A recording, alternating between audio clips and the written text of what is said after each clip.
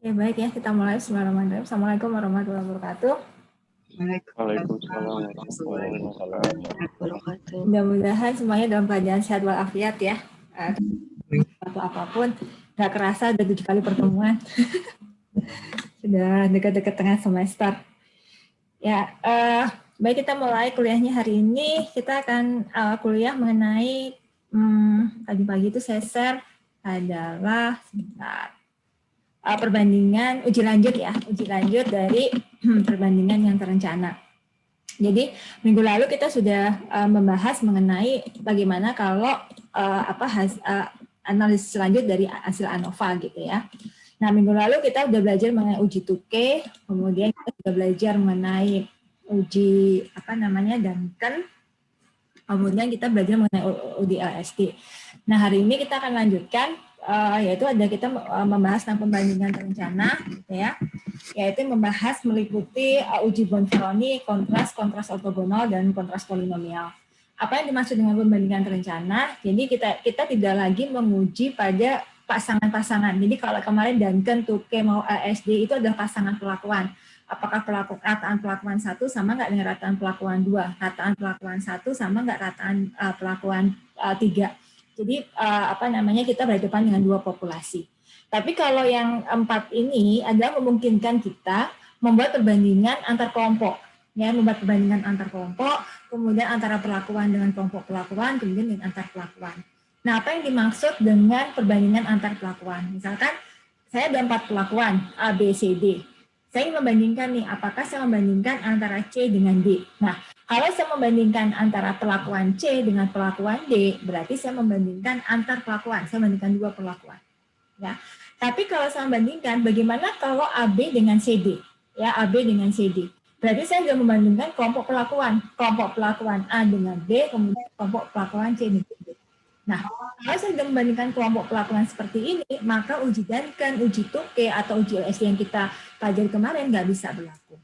Ya. Atau misalkan saya bandingkan antara A dengan 3 perlakuan lainnya, B, C, D, gitu ya. Nah ini makanya kalau kita sudah membandingkan antar pelakuan dengan kelompok pelakuan, membandingkan kelompok pelakuan dengan kelompok pelakuan, maka kita tidak bisa lagi menggunakan uji Tukey, Duncan, atau LSD. Paham ya? Nah sehingga alternatif apa yang bisa kita lakukan? Itu ada 4 yang bisa kita gunakan. Uji Bonferroni, kontras ortogonal, dan kontras polinomial. Nah, apa dan bagaimana masing-masing ini akan kita gunakan? Ya. Nah ini misalkan kita punya contoh kasus. Suatu percobaan dilakukan untuk mengetahui pengaruh penambahan nitrogen terhadap pertambahan rumput. Jadi supaya rumputnya tumbuh subur diberikanlah nitrogen. Ya. Nah pelakuan dicobakan adalah tidak ada penambahan nitrogen sama sekali. Jadi di tahap itu ada penambahan nitrogen. Kemudian ditambahkan 100 kg di musim gugur. Jadi di musim gugur ditambahkan hanya di musim gugur saja. Kemudian ditambahkan nitrogen itu di musim semi, gitu ya. Kemudian ditambahkan 50 kg di musim semi dan 50 gram di musim gugur. Ya, jadi campuran. Nah, percobaan ini dilakukan pada 3 tipe tanah yang berbeda, sehingga rancangan gunakan adalah faktor tunggal dalam rancangan acak kelompok. Nah, data yang diperoleh seperti ini. Ini data yang diperoleh. Jadi ini adalah perlakuannya, kita punya kontrol, fall, spring, dan speed. Speed ini yang tadi 50 kg kita kasih di musim gugur dari 50 gram di musim semi, gitu ya. Nah ini datanya. Kemudian kalau kita olah menggunakan rancangan menggunakan ANOVA, kita akan dapat hasil seperti ini. Ya. Jadi pengaruh perlakuan karena F hitung lebih besar dari F tabel, maka tolak Harlow. Artinya perlakuan yang nyata pada rata-rata responnya. Kemudian untuk pengaruh kelompok, karena F hitungnya adalah 40,20, ini lebih besar dari F tabelnya, yaitu 5,143, maka tolak H0. Kelompok punya pengaruh yang nyata pada rata-rata respon. Ya. Nah, kemudian akan timbul pertanyaan. Jadi, hipotesisnya itu tidak lagi membandingkan pasangan-pasangan, tapi ada suatu pertanyaan yang ingin dijawab. Jadi, si peneliti dari awal sudah tahu apa yang ingin kita bandingkan. Ya. Pertanyaan pertama adalah, apakah terdapat perbedaan pertumbuhan rumput dari yang tidak diberi nitrogen dengan yang diberi nitrogen? Ya, jadi dia ingin tahu, kalau ini diberi nitrogen dengan tanpa nitrogen, apakah ada perbedaan atau tidak? Ya, Kemudian yang kedua, apakah ada perbedaan pertumbuhan rumput jika diberikan nitrogen pada saat musim gugur dengan musim semi? Jadi dari awal kita sudah tahu apa yang kita tanyakan. Jadi peneliti paham mengenai struktur dari perlakuan tersebut sehingga dia akan mengetahui apa saja yang akan dilakukan. Ya. Nah, sehingga hipotesis yang pertama misalkan, apakah ada perbedaan pertumbuhan rumput dari yang tidak diberi nitrogen dengan diberi nitrogen. Ya. Nah ini sehingga ini μ1 sama dengan μ2 plus sehingga kita bandingkan nih perlakuan kontrol tadi. Kalau diberi nitrogen berarti ada 3 perlakuan. Dia diberikan nitrogen di musim semi, diberikan nitrogen di musim gugur, kemudian diberikan nitrogen 50 gram di musim semi dan 50 gram di musim gugur. Jadi kalau ditanyakan dengan diberi nitrogen berarti ada 3 kondisi. Sehingga kita akan merata-ratakan dari 3 kondisi ini. Ya, sehingga kasus di sini kita membandingkan antara perlakuan dengan kelompok. Kemudian hipotesis yang kedua, apakah ada perbedaan antara musim pemberian nitrogen di musim semi dan musim gugur? Berarti kita membandingkan 2 perlakuan. Ya. Nah, kalau sebenarnya hipotesisnya kita tuliskan seperti ini. Ya, μ1 sama dengan merupakan rata-rata dari μ2 plus μ3 plus μ4. Ya. Nah, ini kita buat dalam bentuk supaya dia di sini sama dengan 0. Supaya sama dengan 0 apa? Berarti kita pindahkan ruasnya. Saya biasanya tidak mau ada pecahan, sehingga ini saya kalikan silang. Berarti 3 μ1 dikurangi 1 μ2 dikurangi 1 μ3 dikurangi 1 μ2. Ini μ4 ya, harusnya μ4 sama dengan 0. Ya. Ini harusnya μ4. Ya, ini μ4. Nah. μ4 sama dengan 0. Ya. Nah, kemudian ini μ2 dikurangi μ3 sama dengan 0. Paham ya? Jadi kita pindahkan supaya sama dengan 0. Nah, angka-angka di depan ini kita sebut dengan koefisien kontras. Ya, sebut dengan CI. CI ini adalah koefisien kontras. Ya. Nah, syarat dari CI adalah penjumlahan dari semua CI itu sama dengan 0. Jadi kalau kita jumlahkan, dia harus sama dengan 0. Ya. Boleh nggak Bu, di sini ini aslinya kan sebenarnya 1, kemudian ini pembobotnya sepertiga, sepertiga, sepertiga. Boleh nggak saya menggunakan angka ini? Boleh, silahkan. Ya, silahkan Anda menggunakan itu sebagai koefisien kontrasnya. Tapi kalau saya biasanya saya lebih suka menggunakan dalam bentuk bulat supaya memudahkan kita, ya, memudahkan dalam hal perhitungan. Nah dari sini kemudian kita hitung nih kalau dengan Bonferroni berarti kita hitung ini rataan, ya rataan karena rumus Bonferroni tinggal kita masukkan sekarang. Ya, di Bonferroni kita cari L-nya. Ya, LI-nya adalah sigma dari perkalian silang antara koefisien dengan rataannya. Jadi kita kontrol full spring split, kemudian di rataannya adalah 11,2. Jadi masing-masing perlakuan kita rata-ratakan, kemudian kita koefisiennya, kita hitung LI-nya. LI ini berarti 11,2 kali 3 dikurangi ini. Jadi dikalikan dulu baru dijumlahkan. Dapat minus 2,933. Hal yang sama kita lakukan untuk C2. Nah, karena di sini hanya μ2 dan μ3, maka μ1 kita kasih 0 dan μ4 kita kasih angka 0. Ya. Nah, kemudian kita hitung LI-nya, kemudian CI kuadrat ini adalah sigma CI kuadrat, ya ini adalah sigma CI kuadrat. Masing-masing ini kita kuadratkan. 3 kuadrat 9, 9 tambah 1 10, 11 12. Jadi ini adalah 12. Kemudian ini 1 min 1 adalah 2.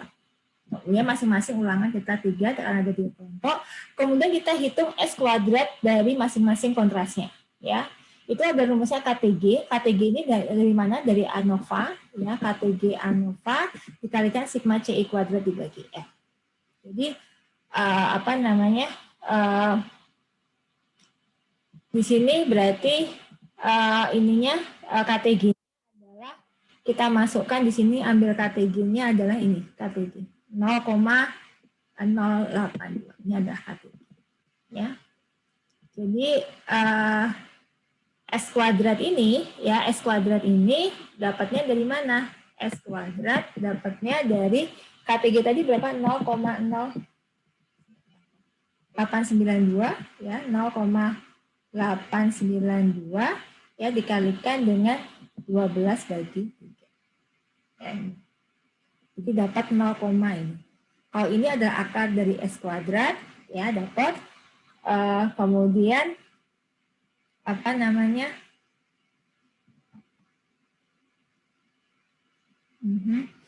Nah, kemudian di sini kita B. B ini adalah nilai T. Jadi Anda lihat nilai T pada alfa per 2G. G ini adalah banyaknya perbandingan.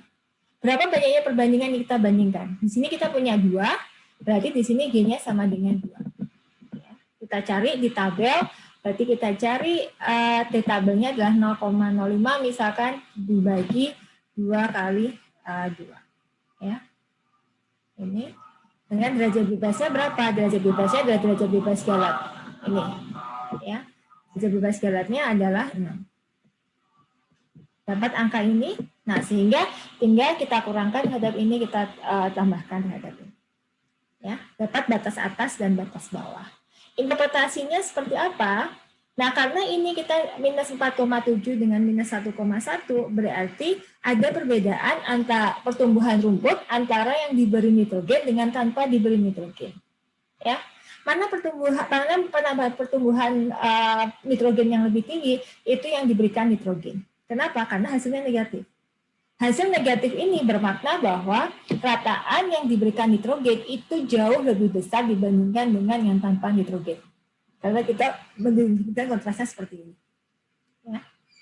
Nah, kalau ini di sini karena di sini batas bawahnya adalah negatif, kemudian batas atasnya positif, itu artinya bahwa tidak ada perbedaan pertumbuhan nitrogen pada saat ditanam di musim semi maupun ditanam di musim gugur. Karena ini adalah berasal dari karena gini, kalau dia ada perbedaan, berarti selisihnya tidak sama dengan 0. Selama selang itu mengandung nilai 0, maka dikatakan tidak ada perbedaan. Ya, tidak ada perbedaan atau tidak cukup bukti untuk mengatakan tolak H0. Ya. Bisa diikutin sampai sini? Ada pertanyaan? Jadi kesimpulannya apa? Kesimpulan yang pertama adalah ada perbedaan, ya, ada perbedaan pertumbuhan rumput yang diberikan nitrogen dan tanpa pemberian nitrogen. Itu yang pertama. Kemudian yang kedua, kesimpulannya apa? Bahwa tidak ada perbedaan pertumbuhan pada saat diberikan nitrogen di musim semi dan diberikan nitrogen di musim gugur. Jadi sama aja, Pak. Artinya kalau musim semi ya kita kasih nitrogen, musim gugur kita kasih nitrogen. Oke, ada pertanyaan sampai sini? Paham ya? Jadi pengambilan kesimpulannya lewat apa? Lewat selang kepercayaan.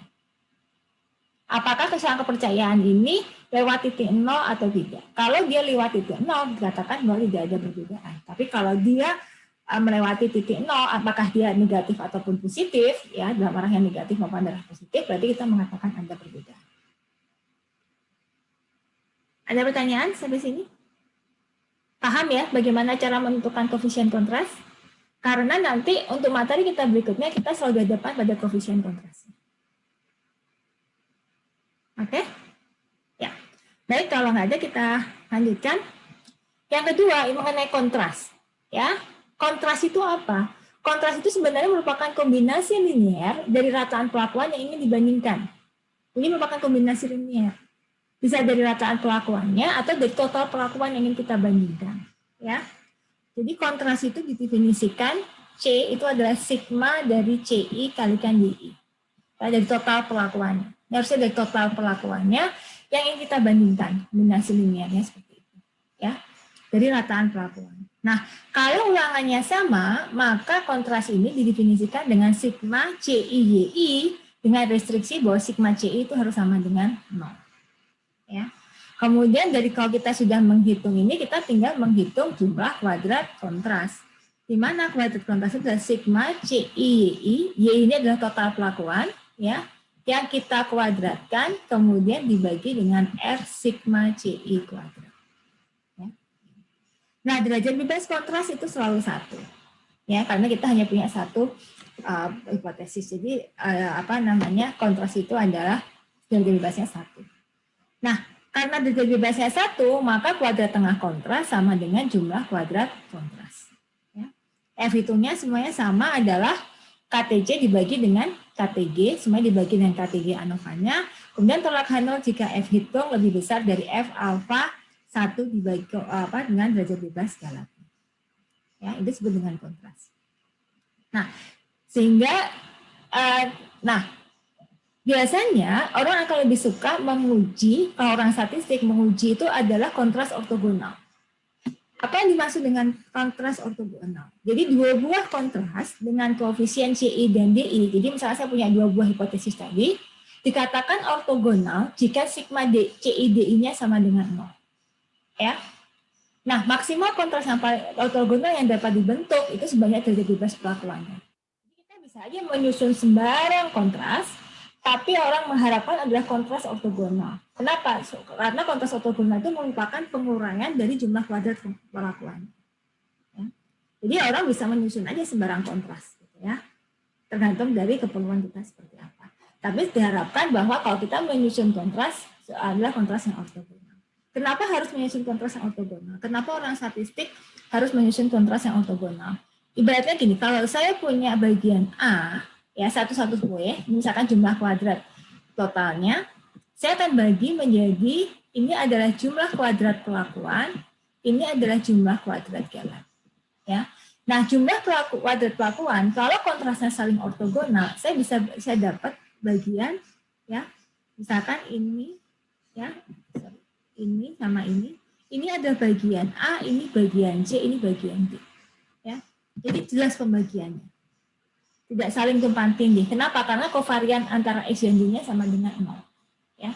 Nah, kalau ada kovariannya, dia saling bebas, maka itu akan memiliki aspek statistik. Ingat bahwa kalau Bapak Ibu belajar regresi, bahwa diasumsikan antar pengamatan saling bebas, tidak ada multiplikasitas kalau kita bicara tentang regresi berganda. Ya, nanti mungkin di Mestat nggak ketemu sih, nanti mungkin di mata kuliah lain akan ketemu tentang regresi, pembahasan mengenai analisis regresi. Ya. Nah, saat itulah kenapa di dalam suatu analisis statistika selalu diinginkan adanya kontras yang saling ortogonal. Ya. Nah, bagaimana cara menyusun kontras yang ortogonal? Jadi tadi misalkan saya sudah punya pertanyaan pertama, pertanyaan kedua, kemudian saya tambahkan pertanyaan ketiga. Apakah ada perbedaan pertumbuhan rumput jika diberikan pada dasar musim gugur atau musim semi dengan diberikan pada kedua musim tersebut? Jadi kalau tadi kita sudah sepakat nih, jawaban pertama bahwa ada perbedaan antara yang diberi nitrogen dengan yang tidak diberikan nitrogen. Kemudian kita sudah tahu bahwa pemberian nitrogen apakah dilakukan di musim gugur dengan di musim semi adalah sama. Nah, kemudian timbul pertanyaan berikutnya adalah bagaimana jika saya berikan pupuk nitrogen itu di masing-masing musim jika dibandingkan jika dicampur keduanya. Jadi kita punya 3 hipotesis, ya. Nah, sehingga kita bisa susun seperti ini. Yang pertama kedua udah oke ya. Berarti fokusnya adalah bahwa yang kedua ini adalah mu1, mu2 plus mu3 itu dibagi 2 itu sama dengan mu4. Ya. Sehingga di sini koefisien kontrasnya adalah 1, di sini adalah minus 2. Gitu ya. Nah, sehingga mudah saja kita tinggal cari total dari masing-masing perlakuan. Jadi masing-masing kita dapat totalnya, kita tuliskan koefisiennya. Kalau ini tinggal dikalikan aja, ya, tinggal dikalikan masing-masing dapat angka ini. Kemudian kalau sigma C kuadrat berarti ini tinggal dikuadratkan. Kita masukkan jumlah kuadrat kontras, yaitu ini dikuadratkan dibagi 3 kali 12 dapat angka ini. Kemudian karena saya punya KTC sama dengan JKC, ya F hitung semuanya dibagi dengan apa? KTC dibagi dengan KTC. Nah, dapat di situ. Berarti yang berbeda catat hipotesis 1 dan hipotesis 2. Lalu di mana letak ortogonalnya? Perhatikan. Kalau ini CI, ini DI, ya kalau saya kalikan 3 kali 0 berapa? 0, ya 0. Min 1 kali 1 berapa? Minus 1 kali minus 1 berapa? 1 minus 1 kali 0. Ini kalau saya jumlahkan berapa? Sigma CID-nya sama dengan 0. Berarti hipotesis pertama dengan kedua ini adalah saling ortogonal. Ya, kita cek lagi. 3 dengan 0 berapa? 0. Min 1 dengan 1 minus 1. Minus 1 dengan 1 ini juga minus 1. Minus 1 dengan 2 berapa? 2. Kalau saya jumlahkan, ini juga sama dengan 0. Berarti ini adalah saling ortogonal. Ya. 1 dengan 2 ortogonal, 1 dengan 3 ortogonal. Nah, coba cek di sini. 0 dengan 0 berapa? 0, 1 dengan 1, 1, ini adalah minus 1, ini 0. Kalau ini saya jumlahkan, ya, saya juga dapat hasilnya 0. Berarti ketiga kontras ini adalah saling ortogonal. Ya. Nah, bagaimana kontras yang tidak ortogonal? Ya, kontras yang tidak ortogonal itu bisa gini, 3, minus 1, minus 1, minus 1, misalkan ini ya, minus 1, 1, 0. Jadi yang pertama saya bandingkan antara kontrol dengan bagaimana kalau diberikan pertumbuhan nitrogen. Kemudian saya membuat satu hipotesis lagi bagaimana kontrol jika dibandingkan dengan vol. Ya. Nah, kita lihat di sini, 3 kali minus 1 berapa? Ini minus 3. Ini adalah berapa? Ini minus 1, ini 0, ini 0. Kalau kita jumlahkan CIDI-nya itu adalah minus 4. Ya. Ini tidak sama dengan 0, maka dikatakan tidak saling ortogonal. Ya. Paham sampai sini? Ada pertanyaan? Jadi Anda bisa tahu kapan menyusun suatu kontras itu saling ortogonal dan bisa juga kapan menyusun kontras yang tidak saling ortogonal. Ya. Jadi banyaknya kontras ortogonal yang kita mampu kita susun ada sebenarnya dari bebas perlakuannya. Jadi bebas perlakuan kita berapa? 4 kan? Ya, 4. Berarti banyaknya kontras ortogonal yang kita susun adalah 4 perlakuan, jadi bebasnya 3. Sehingga banyaknya kontras ortogonal yang kita susun adalah sebanyak 3. Ya.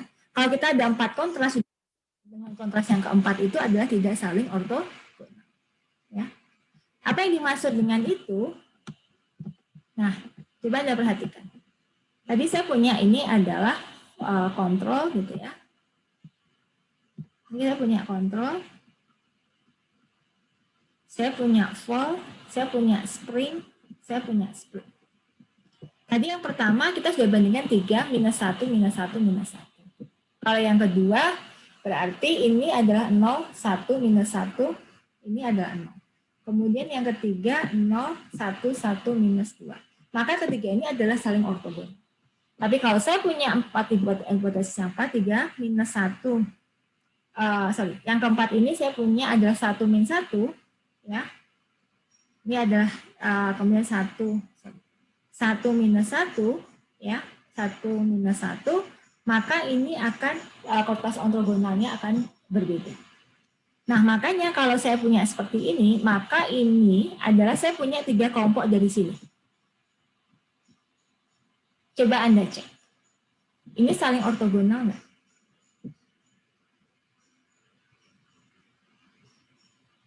Nggak saling ortogonal.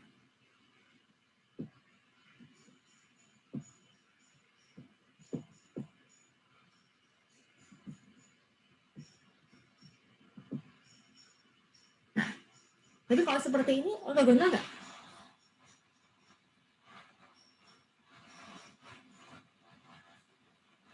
Enggak juga. Ini dengan ini nggak ortogonal juga. Ini nggak ortogonal kan, ini dengan ini nggak ortogonal. Ini dengan ini 1, berarti nggak ortogonal. Lalu gimana caranya supaya dia ortogonal?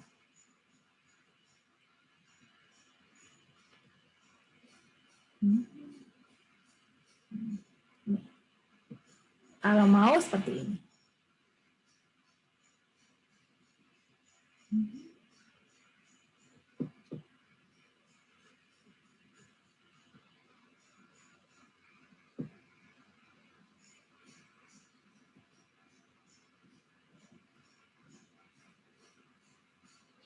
Ortogonal nggak? Coba Anda cek.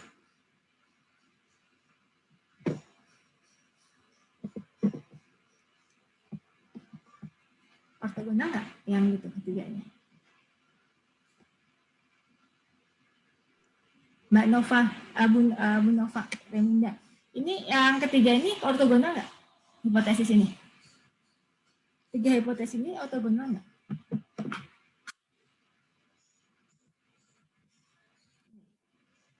Hipotesis 4 dan hipotesis 5 ortogonal nggak?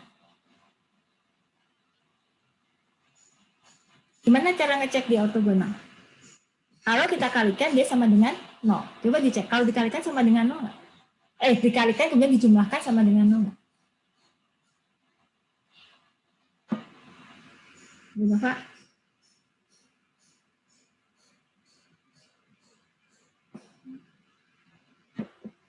Atau Pak Ismail? Gimana jawabannya Pak Ismail? Iya, Bu, ortogonal. Ortogonal ya. Kalau 4 dengan 6? Berapa, Bu? 4 dengan 6? 4 sama 6 ortogonal juga. 5, 6? 5, 6 ortogonal juga. Nah, itulah. Maka banyaknya ortogonal ini adalah kelompok ortogonal yang pertama, ini adalah kelompok ortogonal yang kedua. Jadi dalam satu perlakuan kita bisa menyusun berbagai macam kelompok perlakuan yang ortogonal. Lalu mana yang akan kita pilih tergantung dari struktur perlakuan. Paham ya? Oke. Ada pertanyaan sampai sini? Ya, ada pertanyaan? Nah, ini kalau untuk kontras kontras yang ortogonal. Nah, biasanya sih kontras dengan kontras ortogonal itu jadi satu kesatuan. Nah, manfaatnya apa? Sehingga kita bisa buat dalam bentuk tabel ANOVA seperti ini. Jadi ini perlakuan, ini K versus dari ketiganya ya yang diberikan pertumbuhan nitrogen, kemudian nanti ada fall dengan spring, kemudian ini fall spring kita bagikan dengan split ya. Nah, ini 3, ini adalah ini dijabarkan dalam 3. Nah, ini jumlah kuadrat ini kalau dijumlahkan akan sama dengan 5,2. Ya. Karena makanya seperti ortogonal. Jadi ortogonal itu kalau kita dibagi-bagi, maka totalnya itu akan sama dengan jumlah kuadrat perlakuan. Ya. Kemudian KTP, kemudian KT dari masing-masing kontras ya. Sama dengan jumlah kuadrat kontras kan jadi bahasanya 1, kemudian dibagi dengan kalau kita ingin cari F hitung, semuanya dibagi dengan jumlah kuadrat. Jadi nanti hasil akhir ANOVA-nya kita buat seperti ini. Paham ya? Ada pertanyaan sampai sini? Nah, kalau nggak ada, bagaimana singkat di R? Ya, kalau saya lebih biasanya data itu selalu saya masukkan dalam bentuk Excel gitu ya, datanya saya masukkan dalam bentuk Excel. Terus saya cari datanya dulu. Ya, kenapa saya tinggal import aja? Jadi akan memudahkan dalam hal manajemen data, importing data akan lebih mudah jika kita menggunakan Excel. Jadi silakan nanti Bapak Ibu pelajari R-nya ya, pelajarin R.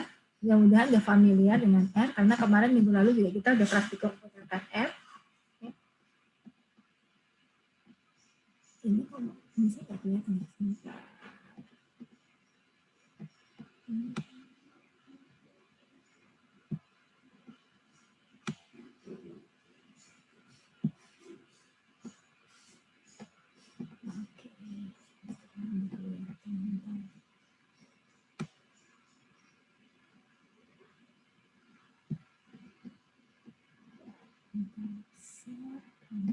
Jadi datanya saya masukkan seperti ini, ya.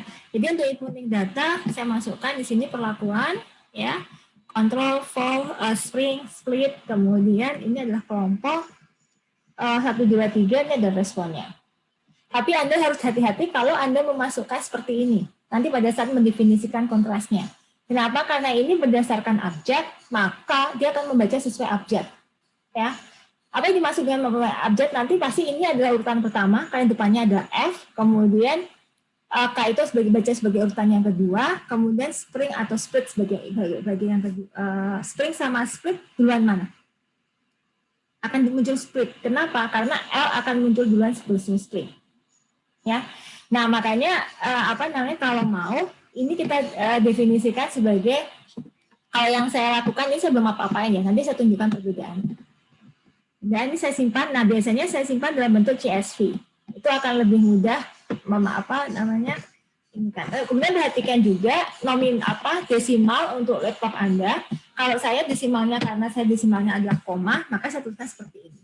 Ya. Kemudian kelompok saya tuliskan 1, 2, 3, 1, 2, 3, 1, 2, 3. Ini adalah numerik kelompoknya. Ya.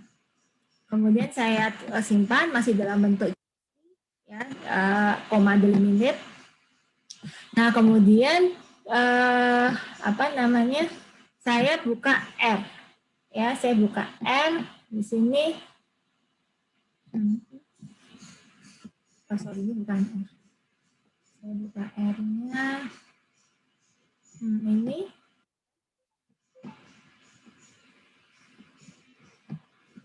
Ini adalah yang belum besar ya. Set. Udah kelihatan ya R-nya ya? R-nya. Nah, ini oke. Saya buka ini aja baru supaya mulai dari awal ya. Saya biasanya saya definisikan dulu dengan set WD. Set WD itu adalah saya mau simpan file saya ada di mana, file bekerja saya ada di mana, gitu ya. File bekerja Anda tadi Anda simpan di folder yang mana, right? Supaya apa kalau di tas itu semacam library. Jadi Anda bisa copy pastekan, misalkan tadi saya simpan ini adalah di dasar job, maka saya tinggal kopikan di sini aja.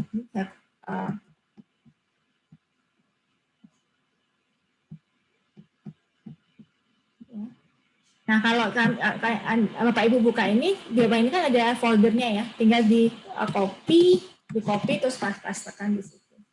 Supaya apa? Ini foldernya apa ya namanya? Jadi supaya tidak salah mendefinisikan. Jadi tinggal di copy pastekan di sini ya. Di apa? Di copy paste. Kemudian ininya diganti dengan backslash. Ya. Ininya kita ganti dengan backslash di laptop Bapak Ibu sekalian. Ya. Ini. Nah, kemudian tinggal tadi kita import. Nah, sekarang bagaimana cara kita ngimport ya datanya? Ini adalah kita tuliskan nama datanya data rak red CSV karena saya tadi simpan dalam bentuk CSV, kemudian nama filenya seperti apa, kemudian storage-nya karena saya apa? Ini tergantung dari settingan komputer Bapak Ibu sekalian. Kemudian kalau desimalnya saya koma, maka saya ngedek sama dengan koma. Kemudian kalau baris pertama adalah untuk header, saya sampaikan header itu adalah true.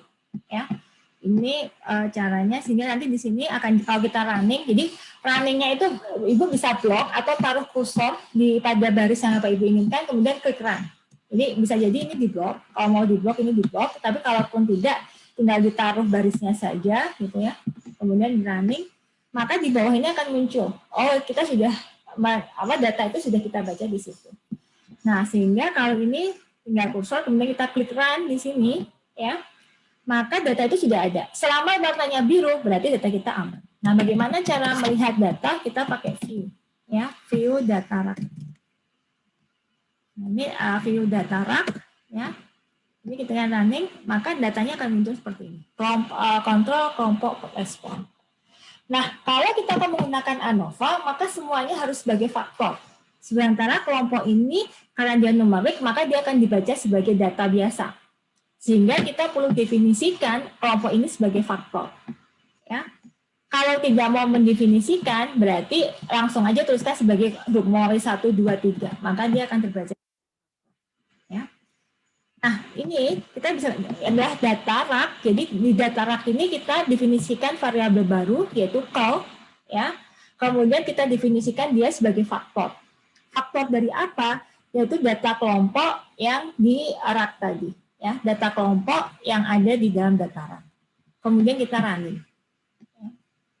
Nah, di sini bisa view. Kalau kita view untuk data rak tadi, view yang sama, ya, untuk view yang sama. Ya, ini maka akan muncul ini ada kelompok lagi.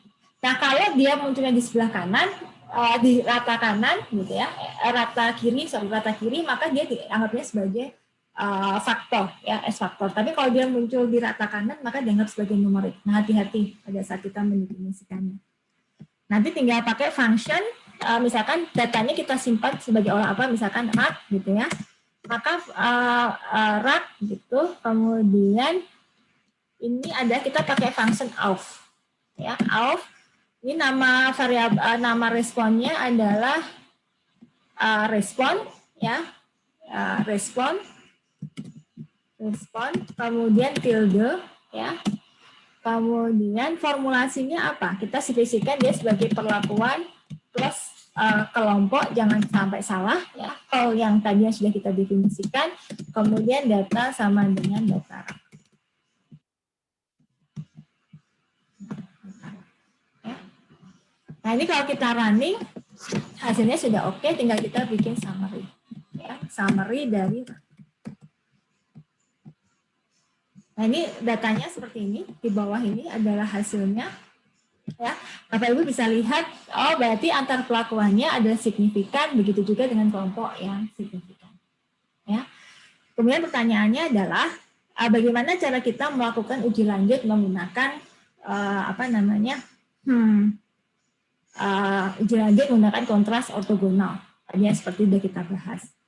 Nah caranya adalah, kalau memang seperti itu, kita pakai function kontras. Ya, jadi di dalam ini kita ada namanya kontras. Ya. Nah kontras, nah ini ada, kalau kita kontras di sini ada dua. Kita sebelum kita masuk ke kontras di sini, kita perlu definisikan kontrasnya dulu. Jadi kita perlu kontras di sini, kita definisikan kontrasnya, gitu ya. Ini, nah, karena saya malas nulis, saya ini. Apa yang mau kita tuliskan kontrasnya? Ya, nah ini kontras dari jadi kita tuliskan kontras dari data perlakuan, gitu ya, data perlakuannya, kemudian tadi koefisien kontrasnya. Tapi posisi dari koefisien kontras, lihat bagaimana R mendefinisikan urutan dari pelakuan yang kita berikan. Sehingga di sini tadi karena dia sesuai dengan huruf, maka di sini ada -1, 3, -1, 1, 10, 10, -2, -1. Jadi agak sedikit tricky di sini, ya. Nah, kemudian ini kalau kita run, maka dia akan ini. Kemudian terakhir adalah kita definisikan kontras, gitu ya. Kontras dari data perlakuan, ya.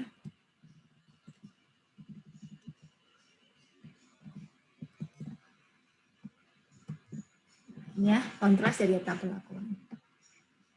Nah, ini kita lihat kontrasnya. Ada fall, control, split, spring. Jadi kontrolnya itu 3, -1, -1, -1. Kita bandingkan fall dengan, itu kan masih salah kan? Harusnya fall dengan spring, ya kan? Fall dengan spring. Spring itu adalah, ini masih salah. Jadi harus hati-hati. Ya. Kemudian fall, spring dengan split. Oke, yang kedua benar. Jadi ini saya running ulang, kemudian saya lihat bagaimana ini saya. Nah, ini sudah ketahuan, oh ini sudah benar, kontras yang saya inginkan, gitu ya. Kontras yang saya inginkan, tinggal sekarang bagaimana cara menampilkan hasilnya.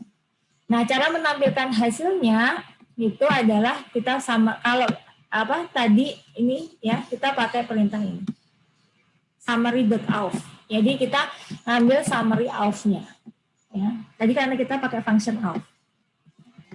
Ini summary.auth-nya adalah kita tuliskan. Tadi apa yang kita kan membuat auth itu namanya rak kan, maka di sini rak, kemudian kita split. Jadi ANOVA-nya itu kita split menjadi list. Apa saja? Dia perlakuan.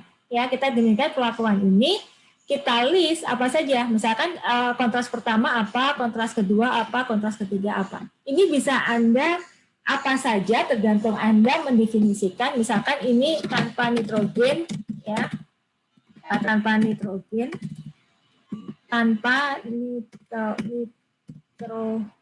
nitrogen versus dengan nitrogen juga nggak apa-apa. Ini customize. Jadi terserah Anda mau mendefinisikan seperti apa. Ya. Ini adalah merupakan kontras yang pertama. Ingat sesuai dengan kontras. Kemudian fall kita bandingkan dengan spring, gitu ya. Kalau misalkan Anda ini. Kemudian fall, spring dengan split. Ya. Kalau ada fall, kemudian spring dengan split. Ya. Nah ini bisa aja ya kita definisikan. Nah kemudian kita run ini datanya. Nah ini hasilnya. Ya, hasilnya.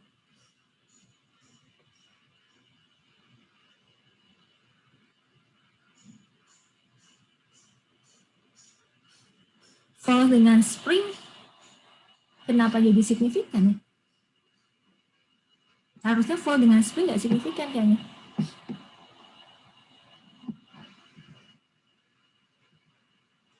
Ini bener kan ya, kontras kita 1 min 1, kemudian 1, 0, minus 2, 1. Split dengan spring. Ini harusnya sama dengan kita kerjakan tadi.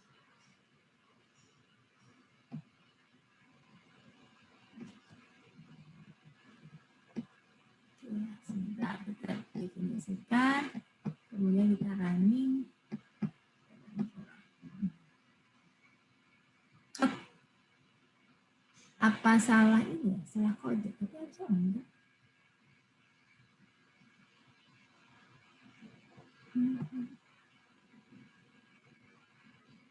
Satu kosong dua satu. Salahnya di mana ya? Tanpa nitrogen dengan nitrogen, oke. Fall dengan spring, oke. Kemudian 1 split dengan ini. Tadi yang tidak signifikan fall spring ya. Itu kenapa di sini lebih signifikan?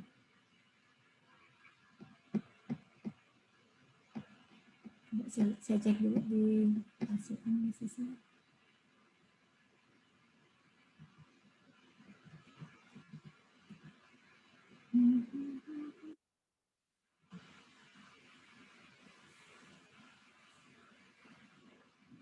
Apa datanya yang salah ya? Kok aneh? Tapi datanya perasaan benar. Tapi kita cek lagi datanya. Kita cek datanya dulu. Data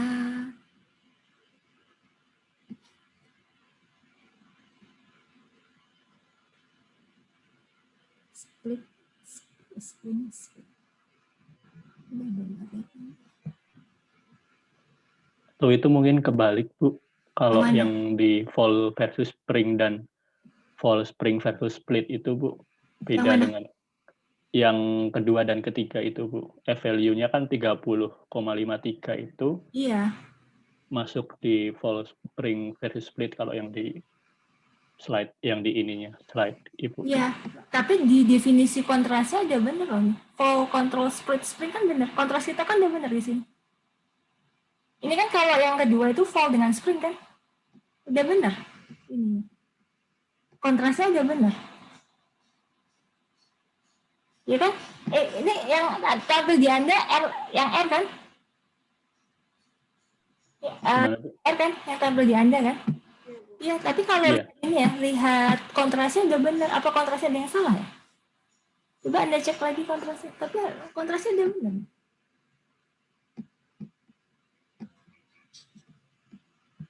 Kontrasnya udah bener soalnya. Salahnya di mana?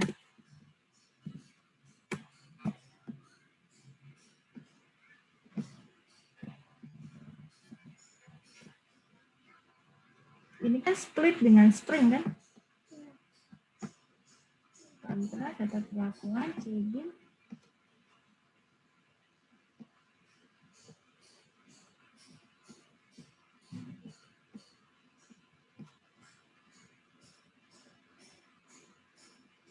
Ya, kok aneh ya? Padahal kontrasnya udah bener itu. Kontrasnya kita udah bener. Ya, nanti kita bicarakan ya Duta Ketik, tapi isunya seperti itu. Apa masalah labeling?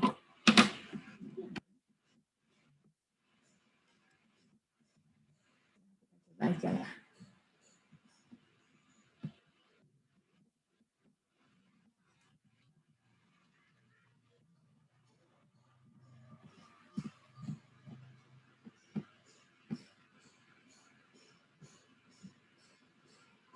Nah ini jadi benar. Kalau ini benar hasil akhirnya. Yang benar yang ini. Fall spring fall. Ya dia masih salah dalam itu. Kalau ini udah benar yang terakhir. Jadi fall spring itu dia masuk ke yang ketiga, kemudian spring versus split dia masuk yang kedua. Ya. Itu caranya kalau kita menggunakan R. Nanti silakan Bapak Ibu menggunakan R atau belajar untuk menghitung manual. Ya, ada pertanyaan terkait hal ini? Ibu maaf mau tanya Bu. Ada pertanyaan? Ibu maaf mau tanya Bu. Paham ya? Oke, berarti saya tak copy paste di sini dulu. Masih ada yang salah di sini. Maaf Bu, Ya,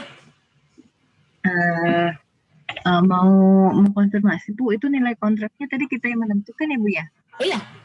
Kan dengan hipotesis yang kita lakukan. Hipotesis kita lakukan kan ya Bu ya? Kenapa, Mbak? Berarti berdasarkan hipotesis kita awal ya Bu ya? Iya, iya. Kalau koefisien kontras itu berdasarkan hipotesis awal kita. Jadi hipotesis awal kita seperti apa, itulah nanti kita baru bisa menyusun koefisien kontrasnya. Kalau ternyata kalau ternyata koefisien kontrasnya itu hasilnya tidak, yang tadi totalnya tidak 0, itu apakah kita mengganti hipotesis kita atau gimana Bu? Kalau kontras itu koefisien kontras kalau dijumlahkan harus sama dengan 0.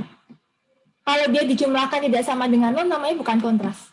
Oh iya Bu. Jadi yang dimaksud dengan kontras itu kalau kita membuat suatu koefisien dari kontras, itu kalau semua koefisien kontras kita jumlahkan sama dengan 0, itu berarti dia kontras. Tapi kalau dijumlahkan tidak sama dengan 0, berarti dia bukan kontras.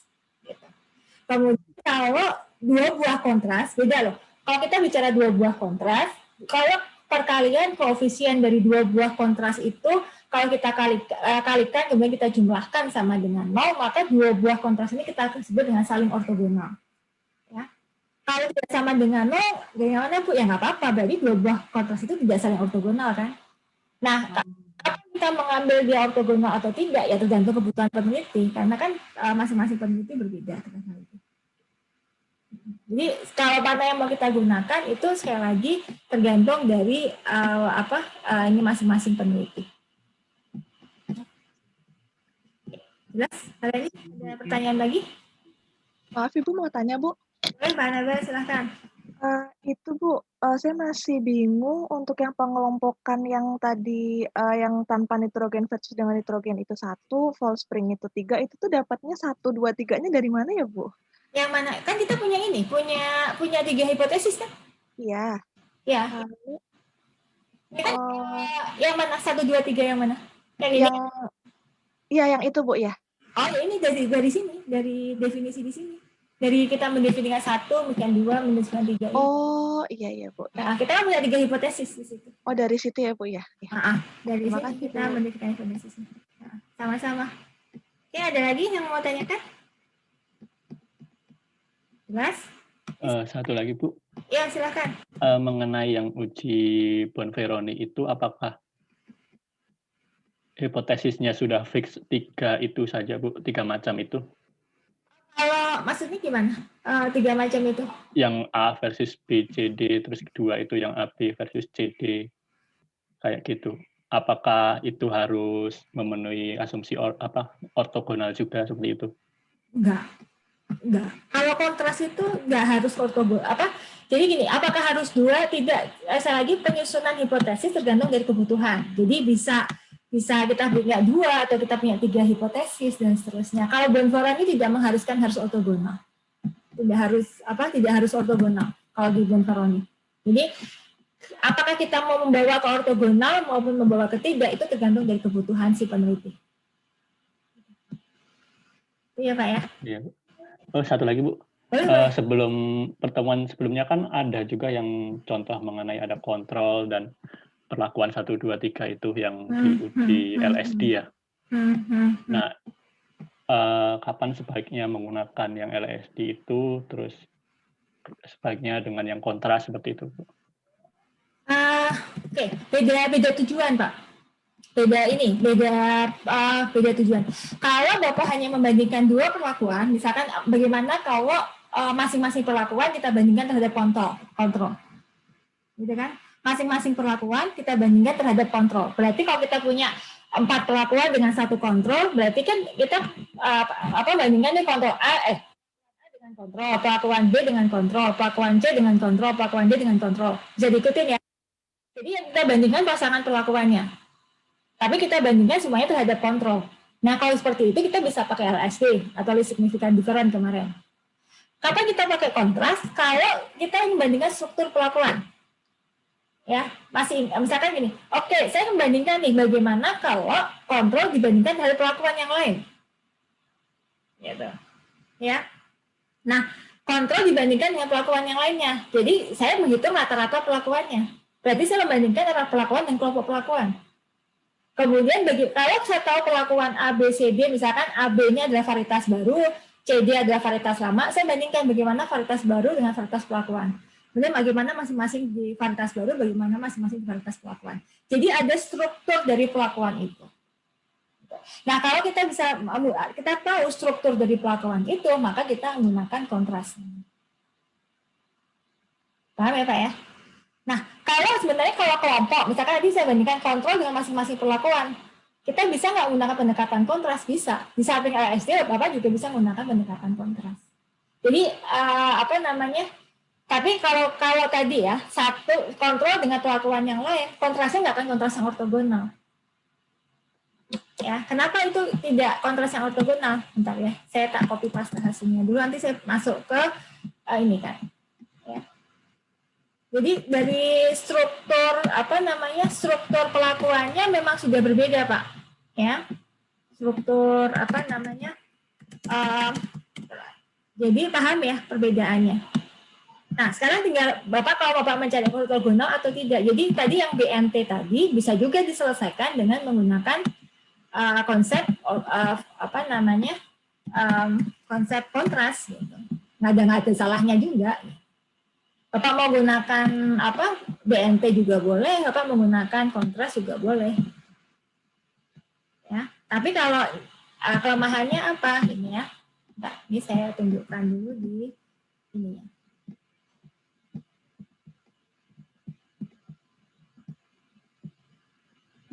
Misalkan kemarin kan kita belajar nih kontrol, ketinggian.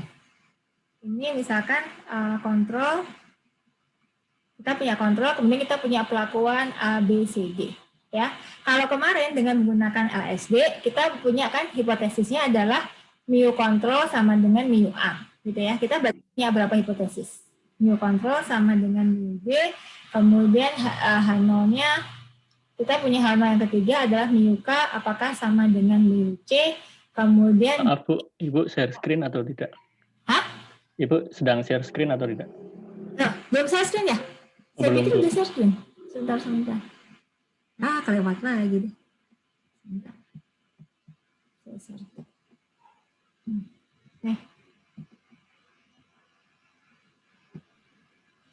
Ya, H0-nya adalah mu K sama dengan mu D. Ya, ini itu pakai LSD kemarin. Masih ingat ya? Ini pakai LSD. Kemudian kita bandingkan satu-satu.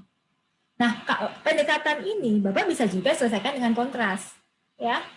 Kalau dengan kontras berarti Bapak bisa gunakan di sini misalkan kontrol ya, kemudian A, B, C, D.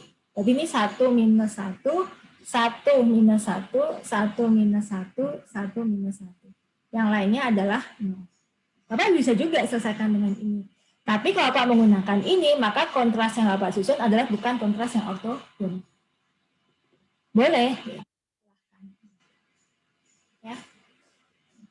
Mau menggunakan LSD boleh, menggunakan kontras juga boleh. Ada masalah. Tapi ingat kalau kita mau seperti ini, ya kontrasnya bukan kontras yang ortogonal. Nah, bagaimana supaya membuat kontras yang ortogonal? Berarti ada struktur pelakuannya. Dari awal kita sudah tahu nih. Nah, apa yang dimaksud dengan struktur pelakuan? Misalkan saya tahu bahwa AB ini adalah varietas baru.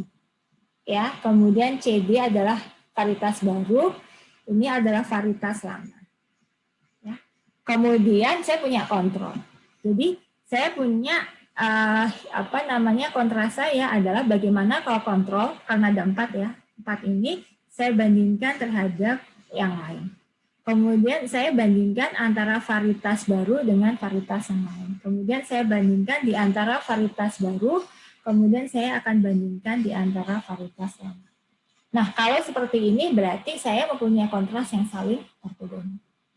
Dan penyusunan kontras ortogonal tergantung dari struktur dari pelakuan kita.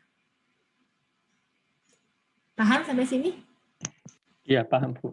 Oke. Ada pertanyaan lagi? Ya. Jadi kalau ditanyakan kapan menggunakan itu, ya tergantung dari apa namanya. Jadi makanya proses dalam yang menarik di mata kuliah perancangan percobaan itu sebenarnya adalah proses diskusi di awal. Bagaimana kita diskusi dengan apa namanya dengan peneliti gitu ya, dengan peneliti, kemudian kita diskusi, oh ini bagusnya kayak gini, kita mempelajari strukturnya sampai kemudian kita masuk ke dalam tahap bagian analisis. Nah itu memang makanya disebut dengan experimental design. Jadi yang kita dari awal kita ada tahapan planning, ada tahapan sistematik, ya. Kemudian kita sudah tahu apa saja yang akan kita lakukan penguji. Karena kalau sudah sampai tahapan analisis, kalau datanya bagus itu akan lebih mudah. Ya. Yang paling susah adalah menentukan di awal. Nah, memang tidak semua orang mau pakai perancangan percobaan. Ya, saya aja sebagai orang perancangan percobaan, saya butuh effort yang lebih banyak untuk meyakinkan orang untuk menggunakan perancangan percobaan. Kenapa? Saya sudah pernah cerita ya. Jadi waktu itu ada saya mengadakan pelatihan tentang perancangan percobaan, kemudian negosiasi dengan pesertanya sudah mau, cuman dia belum dapat izin dari atasan, dan saya ditelepon dari atasannya itu mengatakan bahwa kenapa sih anak buah saya harus ikut pelatihan perancangan percobaan, Bu? Rancop itu kan hanya buat orang-orang kaya, Bu. Kalau saya tidak punya modal besar, saya nggak akan pakai rancop. Dan saya nggak pakai rancop pun saya sudah untung. Industri sudah mau pakai produk saya. Kenapa saya harus pakai rancop? Itu emang tantangan dalam rancop di situ. Ya. Kalau di saya sampaikan sebenarnya memang itulah systematic way. Jadi kalau menggunakan experimental design atau rancop itu dari awal kita identifikasi nih faktor-faktor apa saja yang mempengaruhi dari percobaan yang kita lakukan. Kemudian nanti kalau saya struktur pelakuan saya seperti ini, pertanyaan apa yang akan diajukan sehingga nanti saya bisa menjawab pertanyaan itu. Jadi memang back plan. Jadi dari awal kita sudah tahu apa yang mau dilakukan, kemudian kendala-kendala dan percobaan saya apa saja itu saya identifikasi dari awal. Nah, itulah memang yang dimaksud dengan nggak semua orang mau pakai. Beruntung di IPB saya punya satu grup, jadi saya sudah mulai menyusun beberapa kolaborasi dengan fisika, kimia, dengan perikanan, dan dengan kalau fakultas memang sudah banyak yang menggunakan experimental design. Jadi mudah buat, karena di IPB semuanya berdasarkan kuantitatif, jadi percobaan itu emang sudah didesain menggunakan experimental design. Tapi kalau di industri agak susah gitu ya. Saya punya suami yang kebetulan kerja di LIPI dan dia bagian lab, ya lumayan. Jadi kita bisa diskusi tentang perancangan percobaannya dan seterusnya. Ini memang tantangan buat orang-orang di perancangan percobaan. Secara di statistik juga tidak terlalu familiar karena orang banyak langsung ngambil ke dalam tahapan analisis. Karena yang dipahami adalah bahwa kita punya data, data mudah terkumpulkan, terus bagaimana cara kita menganalisis data. Tapi di beberapa kasus, misalkan di company itu sebenarnya mereka sudah menerapkan perancangan percobaan dalam ada suatu treatment tertentu, kemudian bagaimana respon terhadap treatment yang tadi, kemudian bagaimana cara kita membandingkan, mengukur efek dari perlakuan yang kita berikan, mengukur efek dari kampanye program yang dilakukan di suatu percobaan, jadi ada kondisi before dan after-nya gitu dan sebagainya. Nah, itu memang hal-hal yang sebenarnya banyak dilakukan terkait dengan perancangan percobaan. Nah, kalau bicara tentang perancangan percobaan sendiri sebenarnya tidak cukup hanya 1 semester. Pengalaman saya perancangan percobaan di clinical trials dengan perancangan percobaan di sosial, di mana di dalam psikometrik gitu ya, itu akan berbeda dengan percobaan di life science gitu ya. Di life science itu akan berbeda dan itu banyak hal yang bisa dibahas gitu. Cuman di IPB karena adalah statistical dan data science, nanti semester depan juga Anda nggak akan dapat rancop. Ya sudah nggak ada lagi mata kuliah rancop. Mata kuliah rancop melebur jadi metode pengumpulan data bareng dengan sampling. Gitu. Sangat disayangkan karena banyak hal yang bisa dipelajari dengan rancop. Ya nggak apa-apa, itu bagian dari proses dinamika dari suatu perkembangan keilmuan. Jadi ngalur gitu. Oke, ada pertanyaan? Agak sedikit curhat juga.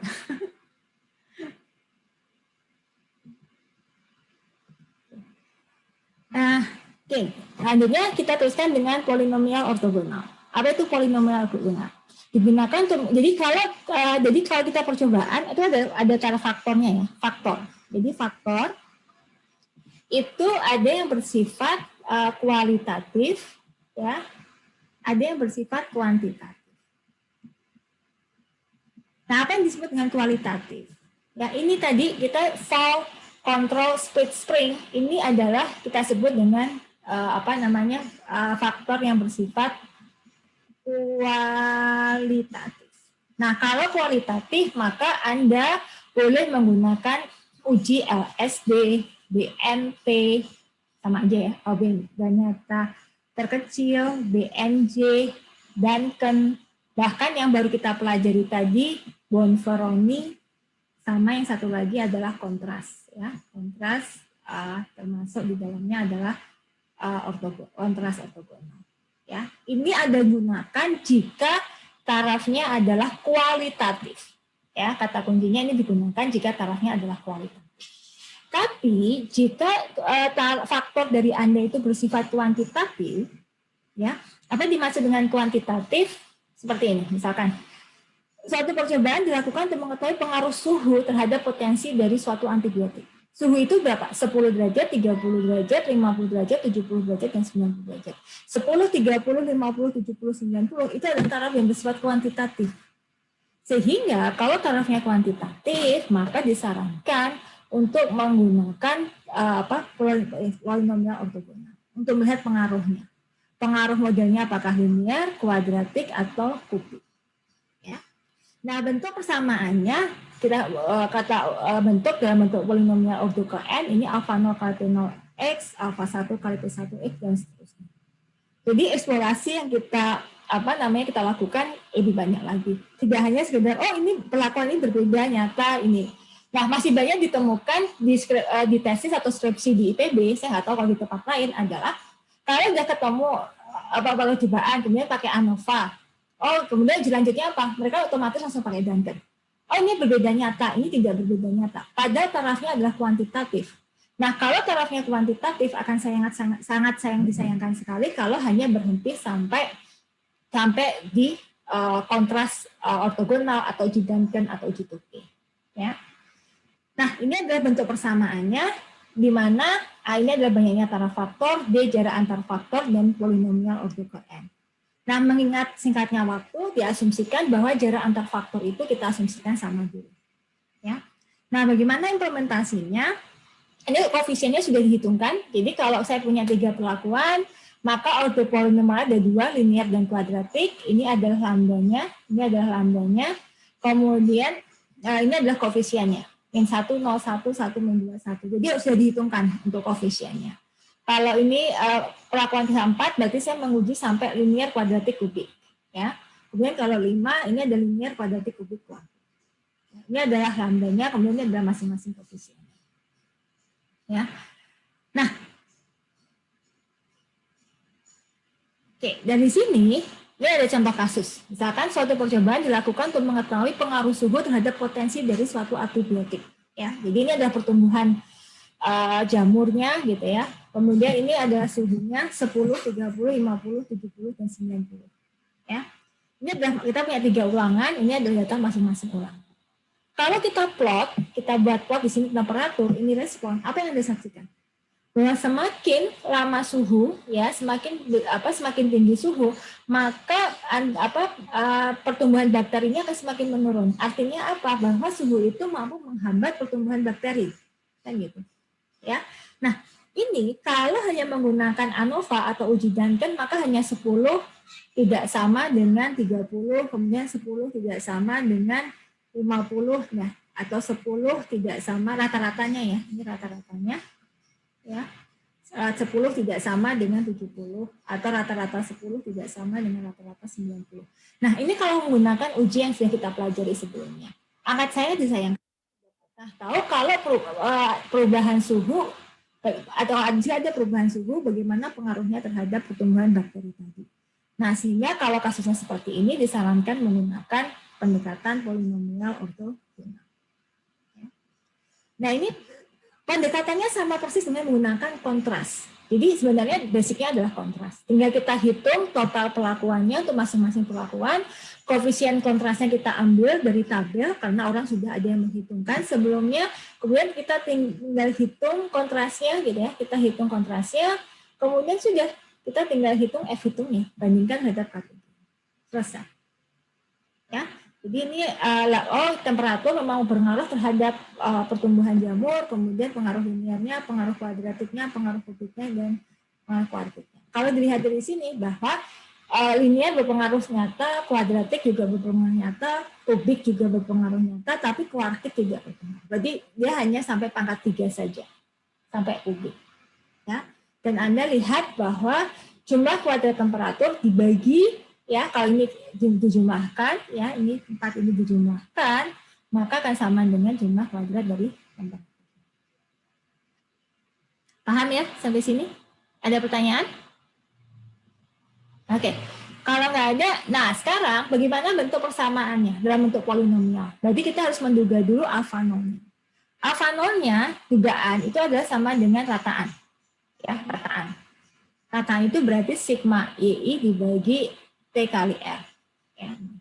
Maka ini ada intercept. Kemudian untuk pengaruh alfa 1 untuk P1X, ya, koefisien untuk P1X itu adalah sigma CI, jadi kontrasnya dibagi R kali sigma CI kuadrat. Jadi kontras dari model linearnya dibagi dengan R kali sigma CI kuadrat. Jadi dapat min 10, kemudian ini adalah kontras untuk model kuadratiknya, kemudian kontras untuk model kubiknya. Nah ini kita dapat, tapi ini masih dalam bentuk persamaan kontras, ya, P1X dalam bentuk polinomial maksud saya.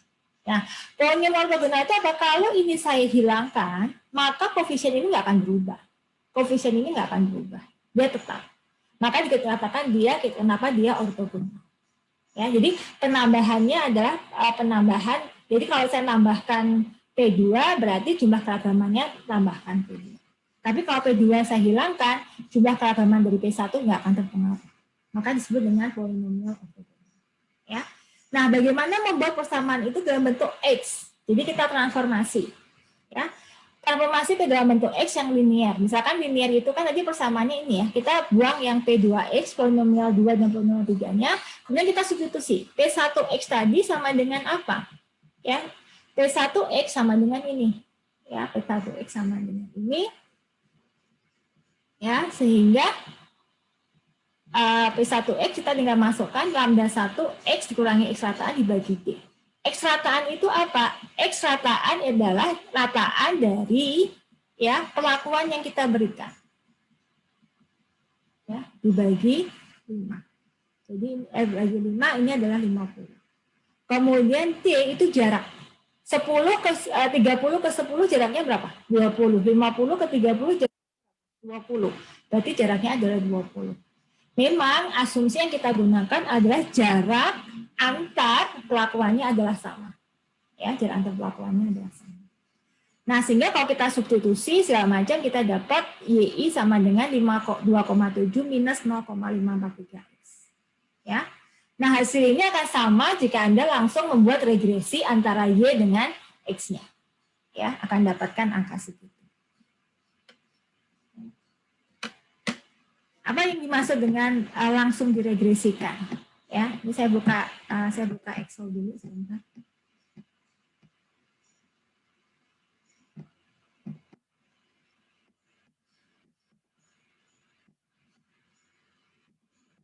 Ya. Sebenarnya kan data kita seperti ini ya. Data kita seperti ini. Ya.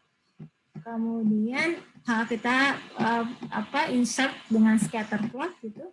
Ya, kalau Anda lihat di itunya,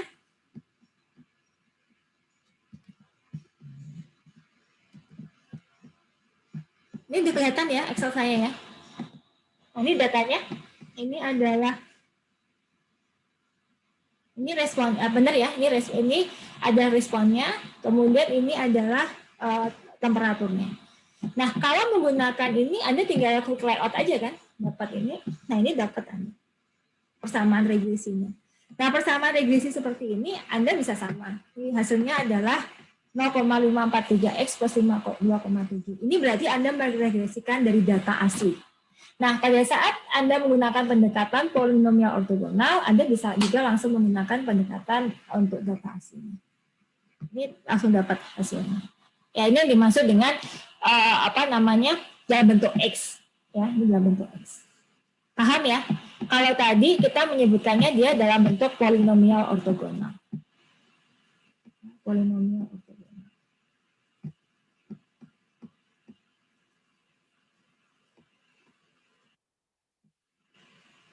Ya, jadi kalau ininya akan lebih banyak hal yang bisa kita dapat kalau kita menggunakan pendekatan polinomial ortogonal. Paham ya? Oke, ada pertanyaan sampai sini? Nah, bagaimana kalau kita transformasi dalam bentuk kuadratik? Nah, kalau kita transformasi dalam bentuk kuadratik, maka hasilnya seperti ini. Jadi, P1X tambah P2X. Nah, P2X itu apa? Kita lihat tadi. Untuk P2X bentuknya apa? Ya, ini. Bentuknya ada X kurangi X rataan, kalikan lambda 2, A kuadrat minus 1. A kuadrat itu apa? Berapa banyaknya taraf atau level pada pelakuan yang kita gunakan. Lambda 1, lambda 2, lihat di mana? Nah, ini lihat di tabel. Kalau saya punya 5 perlakuan, maka untuk linear ada lambdanya 1, untuk kuadratik lambdanya 1. Jadi aman. Tapi kalau kita mau transformasi ke kubiknya, berarti lambdanya adalah 5/6. Ya, baru dikalikan bentuk. Oke, nah kemudian kita transformasi ya ini perkalian aja, perkalian kalau disederhanakan bentuknya menjadi seperti ini, nanti ujung-ujungnya 71,319 minus 1,639X plus 0,011X kuadrat. Nah, ini adalah persamaan dalam bentuk X atau kuadratik. Ya, ini adalah cara kita mencari bentuk persamaan dengan menggunakan konsep polinomial ortogonal. Pertanyaan saya adalah apakah nilai persamaan ini akan sama nggak kalau kita menghitung X secara langsung? Ya, apa yang dimaksud dengan menghitung X secara langsung? Ya, memanfaatkan data tadi yang saya tampilkan tadi. Ya, misalkan ini, ya itu adalah ini saya kopikan sebelah ya biar tidak berubah nanti hasilnya. Ini adalah X-nya. Kalau saya kecepatan bilang ya, ini X-nya, X kuadrat itu berarti apa? X yang dikuadratkan kan? X yang dikuadratkan, ya. Nah, ini kita regresikan. Ya, kita regresikan, masuk ke data analisis.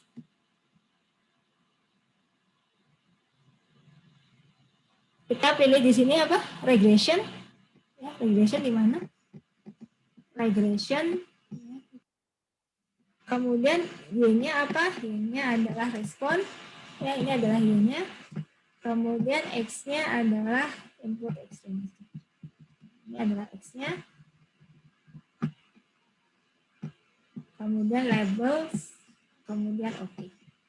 Ya, nah, ini datanya. Ya. Nah, Anda bisa ketemu ini sama persis nggak dengan tadi yang kita cari? Ya, beda-beda koma. Kalau ini kita bulatkan jadi apa? Jadi 3 desimal, ya kurang lebih sama. Nah, ini artinya kita mencari persamaan X kuadrat di data asli. Nah, setelah kita tahu bentuknya kuadratik atau bentuknya kubik, kita cari persamaan dalam bentuk X-nya. Ya, supaya kita bisa prediksi. Kalau X-nya 10, berapa prediksi Y saya? Kalau X-nya 11, berapa prediksi saya? Ya, jadi pangsa ulangan dari fungsi regresi adalah untuk prediksi. Kenapa prediksi? Jadi kita bisa memprediksi titik yang tidak kita cobakan. Tadi misalkan kita nyobanya kan 10, 30, 50. Nah, berapa kalau suhunya 20? Berapa pertumbuhan antibakteri kalau suhu saya 20? Berarti kita masukkan kan ke persamaan. Misalkan kalau di modelnya linear, berarti kalau X-nya 20, ya X-nya 20, berarti Y-nya berapa? Y duganya berapa? Y duganya berarti 52,7 dikurangi 0,5439 dikalikan dengan 20. Dapat 41. Bapak harus mencobakan di suhu 20 itu. Ini gitu. Prediksi saya di 41. Kalau 30 berapa? Kalau ini ya 30 berapa? Kalau 30 36. Kalau 50 tadi 50 cobanya. Kalau 60 berapa? Nah, dengan mudah saya bisa mencari berapa nilai prediksinya pada titik-titik yang tidak saya cobakan. Tapi saya bisa memprediksi hanya pada selang titik yang saya cobakan saja. Nah, ini sebenarnya manfaat dari modeling. Nah, nanti pertanyaannya adalah mana yang mau kita pilih? Kita mau pilih linear, kita mau pilih kuadratik, atau kita mau pilih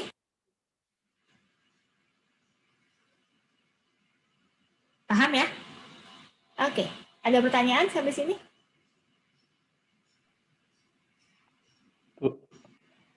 Itu tujuannya untuk ditransformasi, dimodelkan sampai ke bentuk persamaan kubik itu untuk apa, Bu? Okay. Kurang ngerti. Ya, good point, Mbak. Nanti saya tunjukkan. Good point itu saya tunjukkan. Oke. Saya kembali ke sini ya. Saya kembali ke slide saya. Kenapa kita perlu tahu mengenai apakah saya mengambil linear, saya mengambil kuadratik gitu ya. Tapi sebelum ke situ, nah silahkan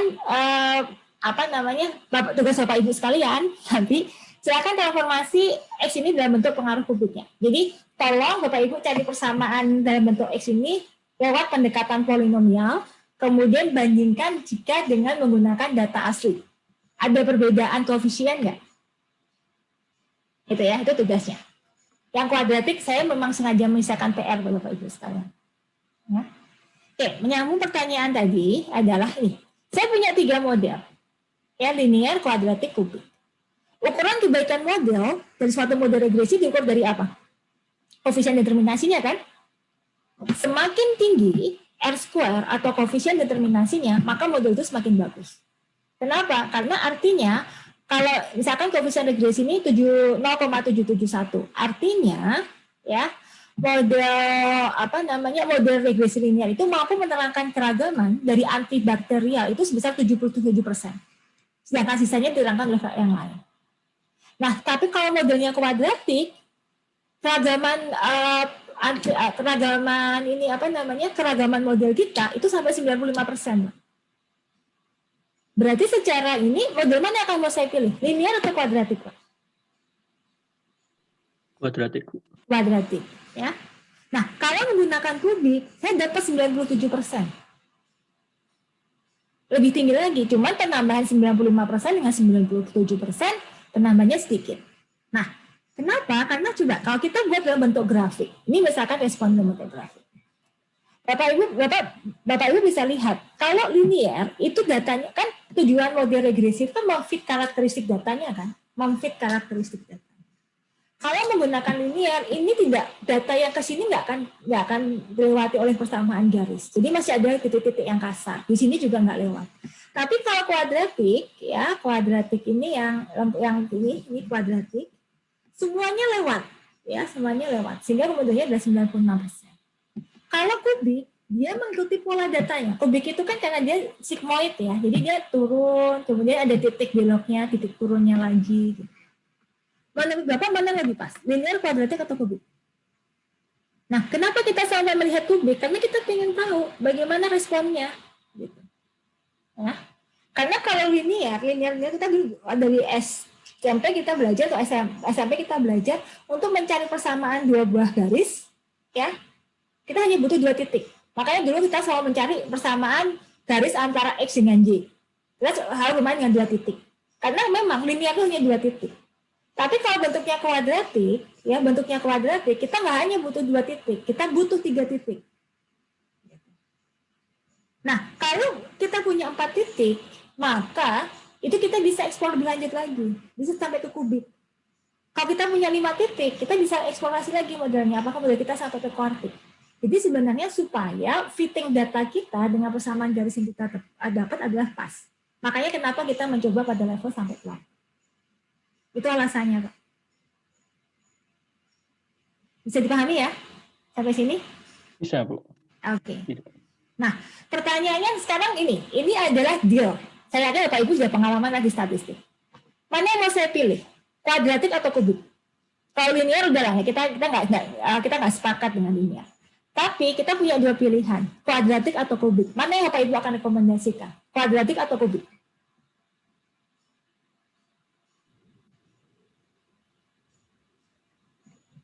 Ada yang bisa jawab? Kita diskusi aja. Kuadratik. Pak Jody, mau pilih kuadratik atau kubik, Pak? Model apa rekomendasikan? Kuadratik. Kenapa, Pak, kuadratik? Mengikuti data gitu. Nunggu tidak, tapi R-square-nya cuma 95% loh, Pak. Kubik 97%. Pertumbuhannya nggak banyak sih, Bu. Tidak signifikan. Tidak signifikan. Kan kita nggak melihat, memang pertumbuhannya tidak banyak, tapi apakah pengaruh kubik itu signifikan, kan kita belum tahu. Kita belum melihat pemodelannya. Baru melihat dari R-square-nya.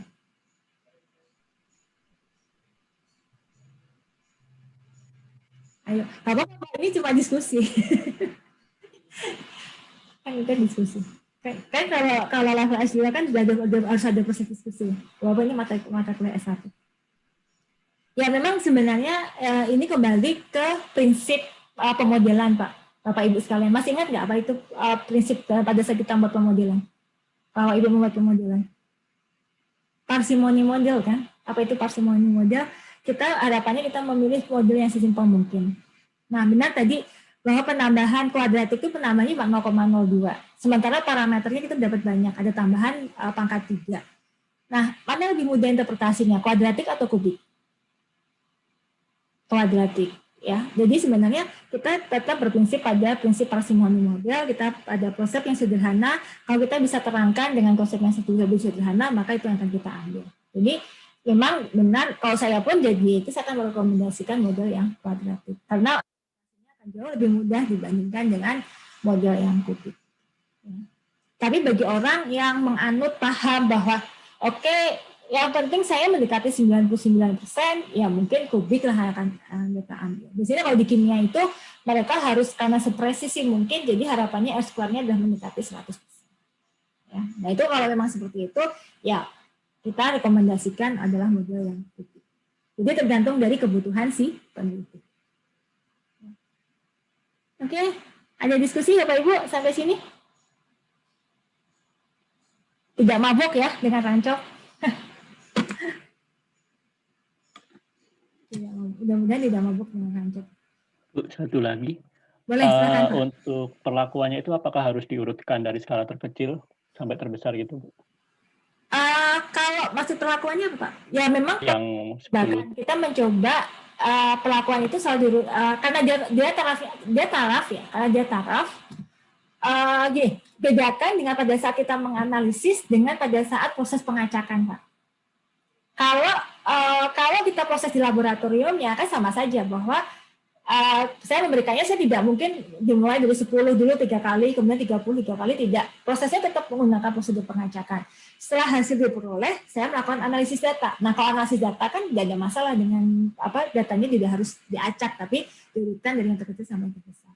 Asumsinya di sini kita sudah memperoleh data untuk dilakukan analisis. Ya, tapi kata kuncinya di sini masih bahwa jarak antar perlakuannya masih harus sama. Mungkin nggak Bu kalau itu berbeda? Mungkin, tapi Anda harus menghitung koefisiennya sendiri. Karena kalau jarak antar tarafnya berbeda, maka harus ada adjustment terhadap koefisiennya. Ya, jadi Anda harus menghitung koefisiennya. Jadi silakan searching di internet bagaimana cara menentukan koefisien pada polinomial ortogonal jika jaraknya tidak sama. Jadi yang ini tadi, yang koefisien yang sudah ditabelkan ini karena jaraknya sama dan orang sudah melakukan penelitian di sini. Ya, jadi kita otomatis langsung bisa menggunakan data ini. Tapi kalau jaraknya tidak sama, ya berarti harus ada perhitungan adjusted terhadap koefisien-koefisien yang akan kita gunakan. Ada pertanyaan Bapak Ibu sampai sini? ada, nah bagaimana perintahnya di R gampang kok pakai ini. Ini saya pakai, kalau ini output SPSS. Kalau SPSS sih sebenarnya kalau membentuk kurva ini aja, tapi di SPSS nggak ada yang polinomial ortogonal. Ya. Nah, ini saya simpan datanya dalam bentuk ortogonal CSV gitu ya. Nah, karena perlakuan itu kan tadi masukinnya apa? Suhu 10, 30, sehingga dia akan dibaca oleh R itu sebagai numerik. Makanya kita definisikan dulu sebagai faktor, ya. Kita ganti nama perlakuan menjadi per. Kenapa? Supaya nggak ketimpa aja. Siapa tahu saya butuh bentuk yang perlakuan. Jadi saya jarang menimpa. Jadi saya definisikan variabel baru. Ya. Tanda dolar ini aslinya kita mengambil variabel atau kita mendefinisikan variabel baru yang ada dalam data suhu. Ya, makanya dikasih tanda dolar di sini. Kemudian saya beri nama analisis saya sebagai orto, saya menggunakan AOF, kemudian respon yang perlakuan itu data suhu, summary ortonya. Nah, untuk mendefinisikannya, karena saya punya 5 taraf, 10, 30, 50, 70, 90, sebenarnya paling sederhana, Bapak Ibu bisa gunakan cara tadi seperti sama dengan kontras, Bapak Ibu definisikan manual, atau Bapak Ibu bisa tinggal tuliskan control.poly 5 ini. Jadi nanti langsung bisa dapat hasilnya sebagai linear, kuadratik, kubik, dan kuadrat. Jadi hasilnya seperti ini. Ini karena saya males menuliskan koefisien kontrasnya, jadi saya pakai contr.poly kemudian 5, karena kita punya taraf 5. Ini hasilnya. Ini agak kebalik, ini harusnya kuartik linear. Oh, ini belum. Tadi saya dapat yang terbaru hasilnya yang di R.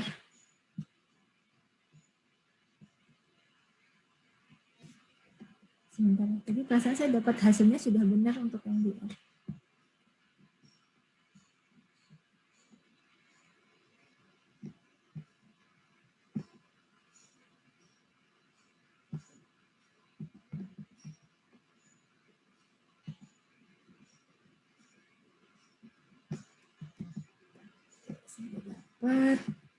Oke, itu barangkali ada pertanyaan dulu sampai sini. Mudah-mudahan nggak pusing ya. Saya rasa enggak lah, karena banyak hal yang bisa kita inti.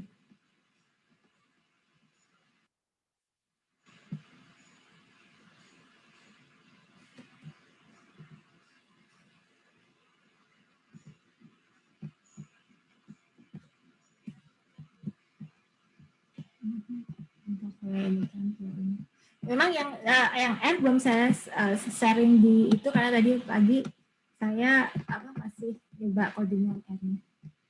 Tapi tadi di video tadi yang dibuat oleh mahasiswa saya yang di S1 itu bisa membantu untuk melakukan analisis dengan menggunakan kontras dan polimer kontras.